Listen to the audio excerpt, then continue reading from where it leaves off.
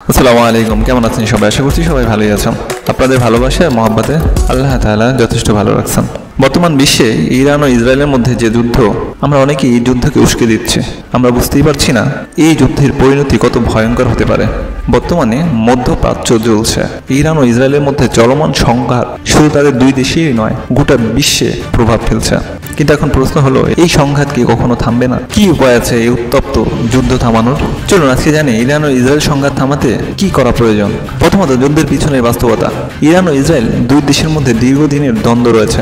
পারমাণবিক অস্ত্র, ভূ রাজনীতি, ধর্মীয় মতভেদ, সিরিয়া, লেবাননে প্রভাব বিস্তার, সবকিছু মিলিয়ে এটি একটি বিস্ফোরক পরিস্থিতি। কিন্তু সব যুদ্ধেরই শেষ আছে এবং শান্তির উপায়ও থাকে। চলুন জেনে নেই শান্তির সম্ভাব্য উপায়সমূহ। প্রথমত, আন্তর্জাতিক মধ্যস্থতা।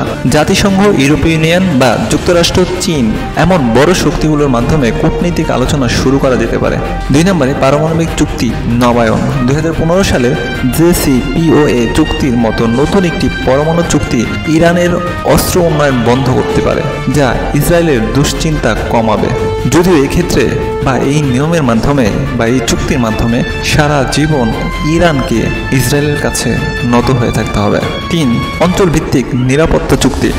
মধ্যপ্রাচ্যের দেশগুলো যদি নিজেদের মধ্যে একটি প্রতিরক্ষা কাঠামো গড়ে তোলে, যেমন গলফ সিকিউরিটি ডায়ালগ, তবে বহিরাগত হামলা বা অগ্রাসনের সম্ভাবনা অনেকটা কমবে। 4 নম্বর, সাংস্কৃতিক ও অর্থনৈতিক সম্পর্ক। মানুষে মানুষের যোগাযোগ বাড়লে শত্রুতা ধীরে ধীরে কমে যায়। একে অপরের সংস্কৃতি জানলে ভয়ের জায়গা থেকে বন্ধুত্ব তৈরি হয়। 5 নম্বর যেটা করা যেতে পারে সেটা হচ্ছে সীমিত সময়ের যুদ্ধবিরতি। দুই দেশ যদি সাময়িক যুদ্ধবিরতিতে রাজি হয়, তা থেকে স্থায়ী শান্তির পথ তৈরি হতে পারে। আর এই যুদ্ধ থামানোর গুরুত্বই বা কি?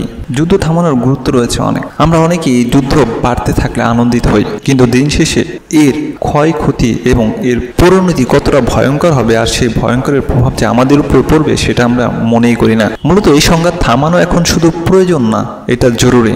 না হলে আরো হাজারো মানুষ মারা যাবে, মধ্যপ্রাচ্যে আরো শরণার্থী সংকট দেখা দিবে এবং বিশ্বজুড়ে জ্বালানি সংকটও বাড়বে। সবশেষে বলতে চাই, ইরান ও ইসরায়েলের যুদ্ধ থামানো অসম্ভব নয়, শুধু দরকার রাজনৈতিক সদিচ্ছা, আন্তরিকতা এবং আন্তর্জাতিক চাপ। আমরা বিশ্বাস করি শান্তি একমাত্র সমাধান। আপনার মতামত কি? আপনি কি মনে করেন, এই যুদ্ধ থামানো কি সম্ভব? ভিডিওটি ভালো লাগলে লাইক দিন, এমন তথ্যবহুল কন্টেন্ট পেতে সাবস্ক্রাইব করুন এবং কমেন্টে জানান কি করলে এই যুদ্ধ বন্ধ হতে পারে। আজকের মতো এই পর্যন্তই। ভালো থাকবেন। ধন্যবাদ সবাইকে।